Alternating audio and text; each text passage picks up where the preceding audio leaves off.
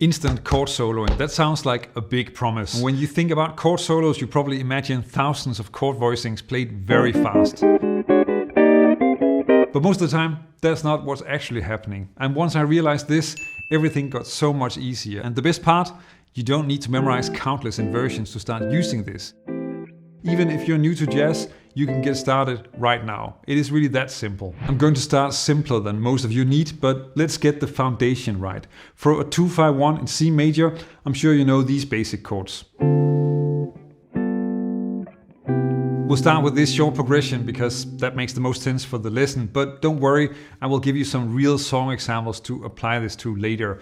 To make this work for chord soloing, then we need to convert these into rootless voicings because that's how most chord solo phrases are played on guitar. I'll also add a note on the top string just to make them more useful. So this D minor 7 becomes this rootless voicing. The G7 adds a D on top and becomes this. And for the C major 7, I'm also adding that D on top so we get this beautiful C major 7 with a 9. But so far, this is just chords, not chord solos yet. Let's expand it and start turning this into real music. And later I'm going to give you some tips on using this in chord melody or solo guitar playing. The first step is to find more melody options for each of these three chords. Let's start with D minor 7. Right now you have this. But you can also add a ninth or a high third as a melody note. And even with just 3 notes, you can already create real phrases, especially if you add some rhythm. The same simple idea works for G7, giving you this. And on C major 7, you can start with these 2 melody notes. I'll show you more options in terms of melody in a bit, but the key to chord soloing isn't playing a ton of chords. It's about rhythm and simple melodies. First, get comfortable just playing these different melody notes over the chords, and then start creating short phrases like this.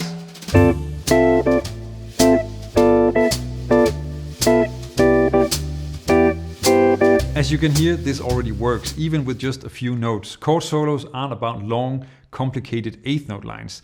They're about riffs and rhythm. Just listen to Wes Montgomery. He repeats simple melodies, but adds variation to make them really swing. Try this approach and repeat and develop short melodies.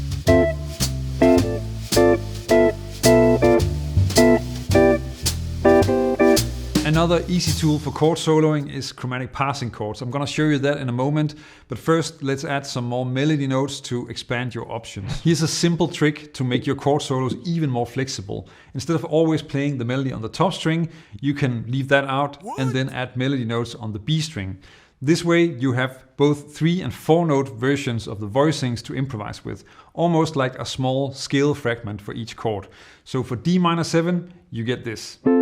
So an A in the melody, and then of course also B and C. And on the next string we already had D, E and F. Now I'm keeping things easy to play and practical. So for G7, I'm just using one less option. The A, the B, I'm skipping the C, and then of course we already have.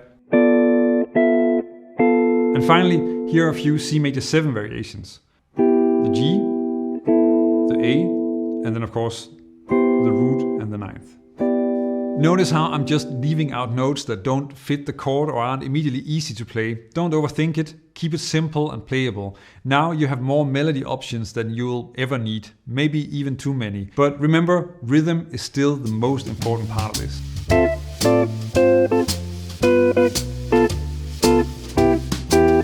And here's another example that's a bit more like an 8th note line, but rhythm is still the priority.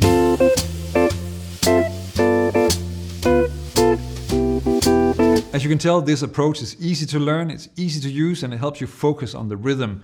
Let me show you how you can add chromatic passing chords without changing the voicings. This is one of the few things that's actually easier on guitar than piano, and there are not a lot of those. Until now, we've been working with just 3 voicings and their variations.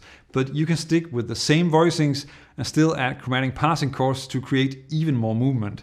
It's incredibly simple. When you play a phrase, you think melody first. Here's how that works on a D minor 7. With this phrase, I want to add a leading note to the 2nd note, so a D sharp.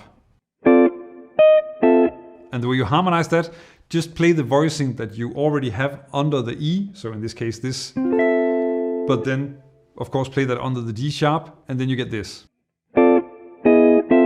And that's the trick. You don't need to think about extra chords, just think ahead and focus on where the melody is going. And that works for all the chords in the 2-5-1, whether you're moving up or down.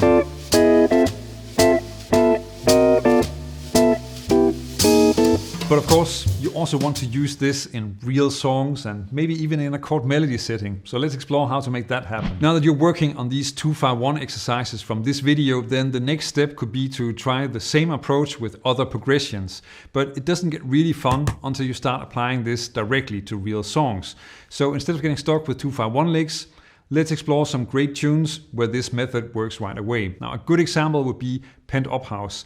This tune is in G major and it's only 2-5-1 and 2-5 progressions, making it perfect for practicing chord soloing using what you know from this video. Plus that you can easily shift riffs around the neck while keeping everything musical. Now, the last half of the form could sound something like this. It even has sort of a Wes Montgomery vibe to it.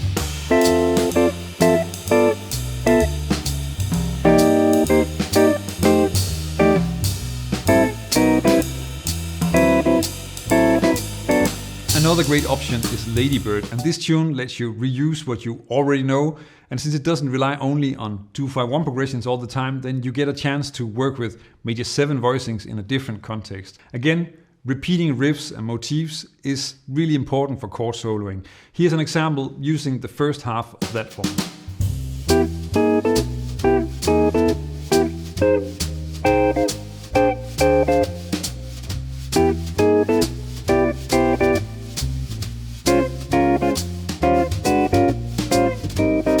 As you can tell, I'm just shifting the same voicings around the neck to create the chord solo. So of course the first part is C major 7, you already saw that from the examples in the video already, and then when it gets to F minor 7, B flat 7, then I'm really just moving up the material that I have for D minor 7, G7 to this position where I'm playing F minor 7 here and the B flat 7 here. Of course, that doesn't mean that you shouldn't explore other positions, but this method makes it much easier to get started and actually use chord soloing in your playing. If you want to use this in chord melody or solo guitar, then you can still stick to the same voicings that we've covered in the video so far. The only difference is that adding a bass note here and there can help get the groove and harmony across. Joe Pass plays like this most of the time when he's playing solo guitar. And luckily we started with voicings that include the bass note. So you can simply bring those back in at the start of the bar and then mix in chord solo phrases afterwards. Now here's how that works on the song Perdido, adding shell voicings and full chords at strategic points just to keep things clear. Make sure to start with slow, medium tempos with this approach. That makes it so much easier.